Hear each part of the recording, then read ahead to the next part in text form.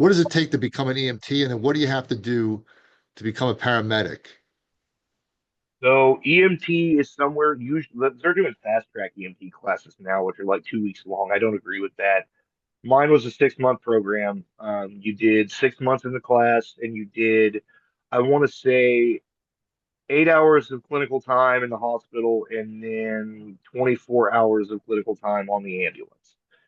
And so, as an EMT, that was what you did. You can do basic interventions. You can do supraglottic airways, oral airways, nasal, pharyngeal Mhm. airways.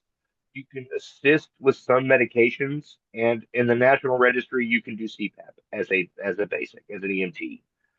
Um, the paramedic, on the other hand, like he's got so whereas the scope of practice for EMT is fairly narrow and fairly limited, the paramedic side of the house is vast. So you do a lot more clinicals. I couldn't even tell you how many clinical hours they're requiring now, but my class was, I took a certificate program, not a degree program. It was 10 months.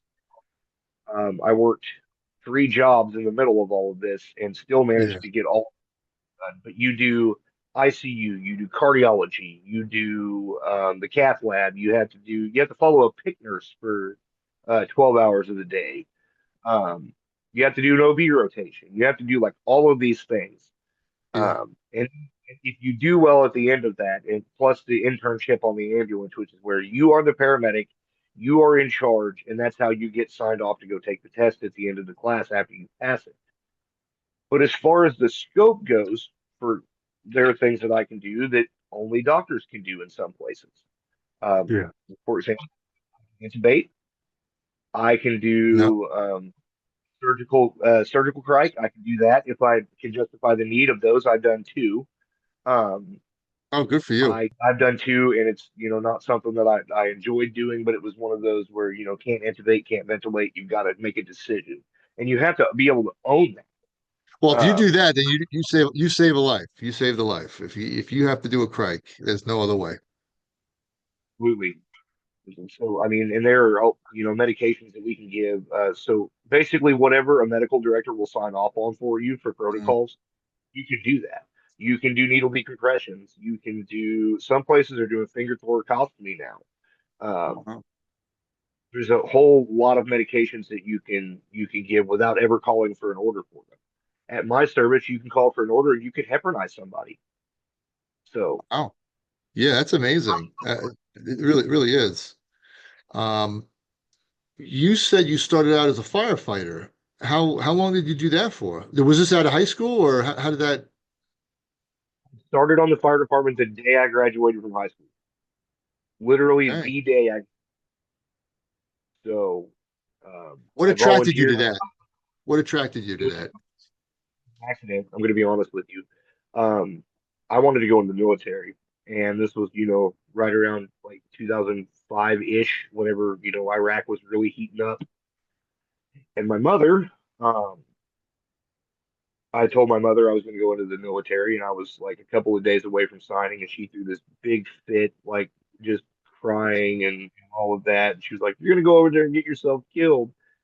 And so we talked about it, and she was like, "I would really prefer you not go. Could you please find something else to do?" And so this was before I graduated high school. I was like, "Yeah, okay, I'll find something else." Well, my buddy got on the fire department on the volunteer side. He was like, "I think you'll really enjoy this." I'm like, man, I don't know. I don't really feel like that's, going to be my thing. Like, it's hot and you get sweaty. It's not a good Yeah, yeah, yeah. time. So he's like, "Yeah, you go ahead and join." And I did. And let me tell you, that first fire, I fell in love with it. Yeah, it was hot. It was exhausting, but man, you really felt like you did something. Yeah. Oh yeah.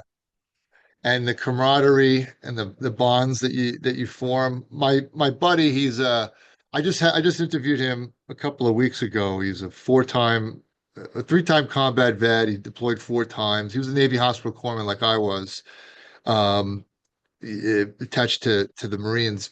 And one of the things that inspired him was he lived across the street from a fire department, and he would look at these guys going there, and they were volunteers, and he was so impressed that they were just like put their lives away and do their service, and he admired that in them. Um, So you did this for how long? How long were you a firefighter? So I was a firefighter from 2005 until 2014. 21? I didn't get that part. 2014. 2014. What made now, did you become an EMT after that or okay. I What was made you want to switch? What was it about the medical side? so I had become an EMT just to make myself look more marketable to the fire departments. So a And firefighter EMT. and I was full time from 2009 to 2014. I was a career firefighter. And in January of 2014, I just kind of got fed up with the politics and stuff. Like, because when you're a firefighter in a city, like especially a small municipality, like there's so much drama and politics, like between the Yeah. mayor's office, city council, and all of that. And so I just kind of got tired of that, and I started looking for other jobs. And it just so happened that um, a job opened up in Oklahoma, actually. So I'm from Missouri, but a job opened up in Oklahoma, and nobody around here was hiring. And so I was an EMT, and this guy came up to meet me in Joplin, Missouri, which is about 2 hours away from where I was working. And they hired me, and I got on an ambulance. And man, let me tell you, I just fell in love with it. It was the most seeing the patients and meeting them where they're at, being able to talk to people, and Yeah. you know, it was just it was no brainer for me because I've always connected really well with people.